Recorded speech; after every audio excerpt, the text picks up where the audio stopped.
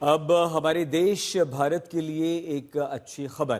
कल भारतीय सेना ने Pinaka long range guided rocket का सफल परीक्षण किया। 120 किलोमीटर की रेंज वाले पिनाका रॉकेट को ओडिशा के चांदीपुर से दागा गया। इसने अपने लक्ष्य पर अचूक निशाना लगाया। Pinaka multi barrel rocket launcher MBRL system भारतीय सेना की आर्टिलरी की रीढ़ है। इसका मुख्य काम दुश्मन के लक्ष्यों जैसे artillery position, command centre, supply के ठिकानों, फौजी जमावड़ों पर तेज और सटीक हमला करना है।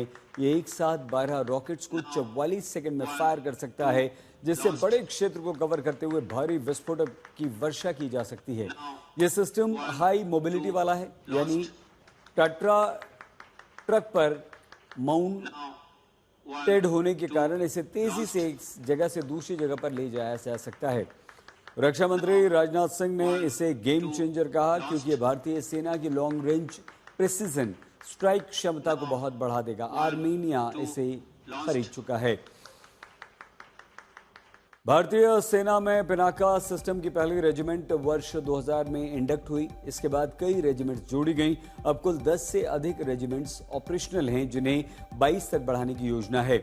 इस समय MK1 range 45 kilometre, enhanced MK1 guided Pinaka range 75 से 90 किलोमीटर, MK2 ER वेरिएंट्स तैनात हैं। इस टेस्ट में 120 किलोमीटर की अधिकतम रेंज वाले रॉकेट्स को परखा गया। ये गाइडेड वेरिएंट हैं, जिसमें नेविगेशन, गाइडेंस और कंट्रोल किट है। इस कारण ये पुराने वेरिएंट से कहीं अधिक सटीक। नववर्ष आने से पहले ही पाकिस्तान को भारत के बढ़ते पराक्रम से एक नया डर सताने लगा। अब तक पाकिस्तान भारत को किसी भी कार्रवाई से रोकने के लिए परमाणु बॉम्ब की धमकी दिया करता था। ऑपरेशन सिंदूर में भारत ने एक परमाणु बॉम्ब वाले देश पर हमला करके उसके ब्लफ को बेनकाब कर दिया। अब नववर्ष से पहले भारत ने एक और बड़ा रणनीतिक कदम उठाया। भारत ने न्यूक्लियर सबमरीन INS अरिघाट से K4 बैलिस्टिक मिसाइल का सफल परीक्षण किया, जिससे पाकिस्तान में जबरदस्त हड़कंप मच गया। 23 दिसंबर को हुए परीक्षण से पाकिस्तान के आर्मी चीफ आसिम मुनीर के परमाणु सलाहकार की नींद उड़ गई। मुनीर के एडमी सलाहकार जहीर काजमी ने K4 मिसाइल के परीक्षण को भारत के समुद्र आधारित ट्रायड के लिए एक बूस्ट बताया, लेकिन इसके साथ ही अपने डर को छिपाने का प्रयास किया, लेकिन दुनिया की स्थिरता के लिए खतरे की घंटी बजा दी। जहीर काजमी का कहना है कि भारत का न्यूक्लियर प्रोग्राम क्षेत्रीय जरूरतों से कहीं अधिक है।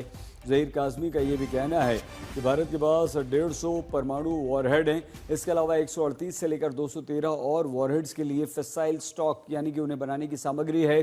भारत अग्नि 5 और अग्नि 6 की 7000 किलोमीटर की से अधिक की रेंज बताकर कहता है कि इससे हिंद महासागर क्षेत्र में हथियारों की होड़ का खतरा है। चूंकि K4 मिसाइल की रेंज 3500 किलोमीटर तक है, तो अगर उसे बंगाल की खाड़ी से लॉन्च किया जाए तो वो बीजिंग तक पहुंच सकती है। लेकिन भारत का इरादा चीन पर या किसी अन्य देश पर हमला करना बिल्कुल नहीं है, बल्कि ऐसी क्षमता पैदा करना है कि सामने वाला कोई भी गलत कदम उठाने से पहले 1000 बार सोचे।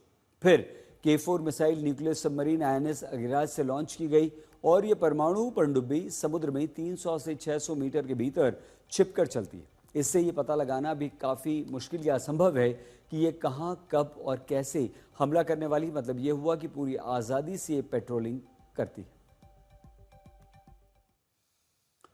पाकिस्तान की असली परेशानी मिसाइल से कहीं अधिक ज़्यादा है और वो कुछ और है, और वो है भारत की सेकेंड स्ट्राइक कैपेबिलिटी। और इससे पाकिस्तान काफ़ी परेशान है। सेकेंड स्ट्राइक का मतलब है अगर कोई देश पहले हम पर हमला कर दे तो भी दूसरा देश जवाब देने में सक्षम रहता है। K4 क्योंकि परमाणु पनडुब्बी से लॉन्च होती है जो समुद्र में छिपी रहती है, इसलिए उसे ट्रैक करना मुश्किल होता है, नष्ट करना तो असंभव होता है। मतलब पाकिस्तान का कोई भी पहला हमला भारत की जवाबी शक्ति को खत्म नहीं कर सकता।